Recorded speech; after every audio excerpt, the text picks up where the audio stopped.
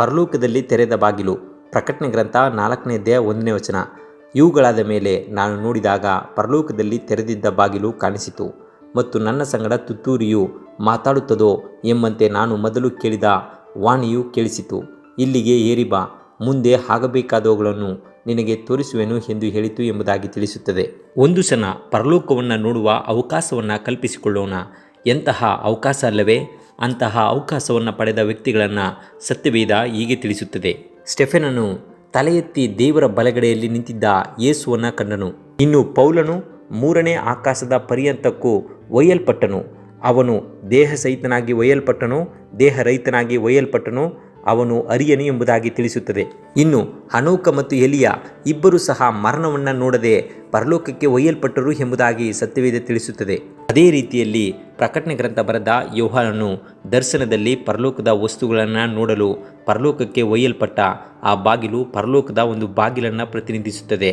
ಆದರೆ ಮುಂದಿನ ವಾಕ್ಯಗಳನ್ನು ನಾವು ಓದುವಾಗ ಅದು ಪರಲೋಕದ ಗೂಡಾರದ ಬಾಗಿಲು ಎಂದು ನಮಗೆ ತಿಳಿಸುತ್ತದೆ.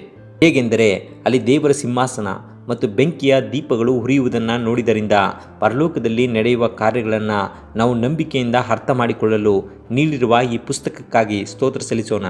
ಪರಲೋಕದಲ್ಲಿ ನಡೆಯುವ ಕ್ರಿಸ್ತನ ಕಾರ್ಯಗಳ ಬಗ್ಗೆ ಪ್ರಕಟಣೆ ಗ್ರಂಥ ನಮಗೆ ಪ್ರವಾದನೆ ವಾಕ್ಯಗಳಾಗಿ ತಿಳಿಸಲ್ಪಟ್ಟಿದೆ ಮತ್ತು ಕ್ರಿಸ್ತನು ತನ್ನ ಸಭೆಗಾಗಿ ಇತಿಹಾಸದ ಉದ್ದಕ್ಕೂ ಮಾಡುವ ಸೇವೆಯನ್ನು ತೋರಿಸಿರುವುದರಿಂದ ನಾವು ಪರಲೋಕದ ಆ ಕಾರ್ಯದ ಬಗ್ಗೆ ನಾವು ಹೆಚ್ಚು ಹೆಚ್ಚು ಗಮನ ಹರಿಸಿದಾಗ ಪರಲೋಕ ಒಂದು ನಿಷ್ಕ್ರಿಯವಾದಂಥ ಸ್ಥಳವಲ್ಲ, ಸೃಷ್ಟಿಯಿಂದಲೂ ಮನುಷ್ಯರಿಗಾಗಿ ಕಾರ್ಯನಿರ್ವಹಿಸುವ ಸ್ಥಳವಾಗಿದೆ ಎಂದರೆ ನಮಗೆ ಶಾಂತಿ ಸಮಾಧಾನವನ್ನು ತರುವಂಥದ್ದಾಗಿದೆ.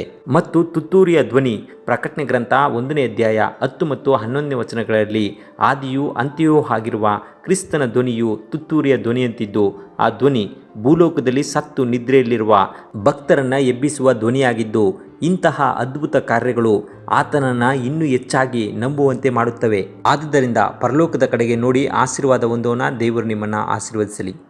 ಪ್ರಿಯ ವೀಕ್ಷಕರೇ, ಸತ್ಯವೇದ ಅಧ್ಯಯನ ಮತ್ತು ಪ್ರಾರ್ಥನಾ ಮನವಿ ಹಾಗೂ ಹೆಚ್ಚಿನ ಮಾಹಿತಿಗಾಗಿ ಕೆಳಕಂಡ ಸಂಖ್ಯೆಗೆ ಸಂಪರ್ಕಿಸಿ. ದೇವರು ನಿಮ್ಮನ್ನು ಆಶೀರ್ವದಿಸಲಿ.